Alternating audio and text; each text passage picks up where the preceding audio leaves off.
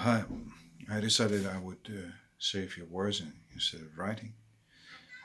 I will try to explain what I meant first of all. I will give another take to the tune, but without really studying it. I didn't have time today. So I do not have. I have good chops really to do that. It's just try to show that it's in general possible. I don't say I do it really well or I really like the result.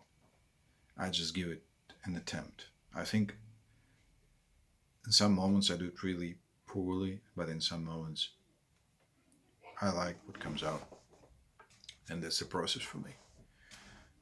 I have no ambitions in that sense. So um, I think that whether you play rhythm changes or blue moon or something conventional, we have lots of things that we rely upon: physical memory, melodic memory, uh, licks memory, whatever it is. And yeah, that's true that it could be a little bit easier to go through this piece relying on these things. But actually, the most important point for me in these conventional tunes is that the form is familiar to us. The form is the relationship, the cadences, the relations between changes, the relation between chords and their function. First of all, function not only in sense of functional tonality, but function within the piece of music, where it goes and why it goes there, how this chord, why why do we hear is as the ending, and this, for example, as half cadence but not the ending. It's the meaning that is brought in. Yeah? And in conventional pieces we hear it quite clearly because we are used to that. This is the music we live in. We hear it daily, everywhere in this and that form. And if we look at Naima, actually, there is not much difference. Naima is very conventional in concern of form. It has traditional form in general, and inside every section it is very traditional too, because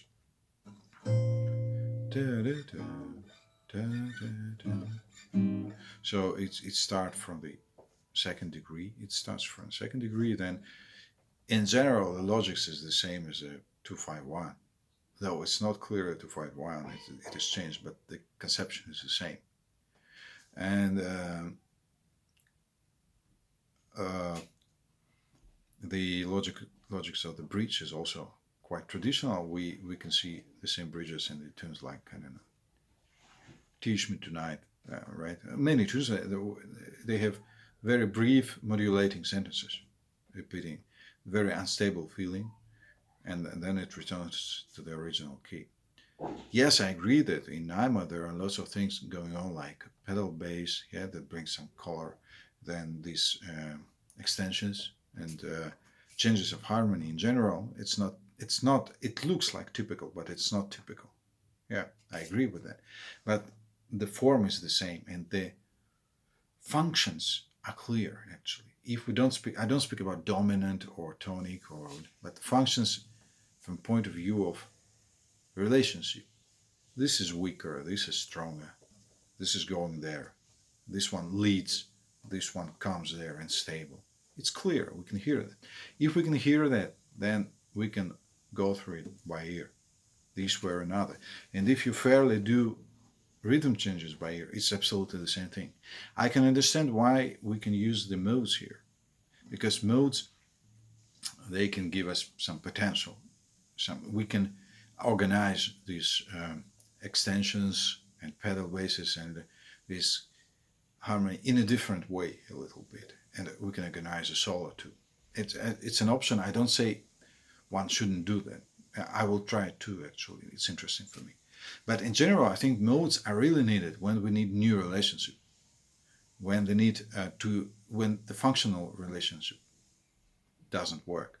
Here, it's still working. I believe it's not functional tonality in clear sense, but the logics is absolutely the same. It's borrowed from the functional tonality.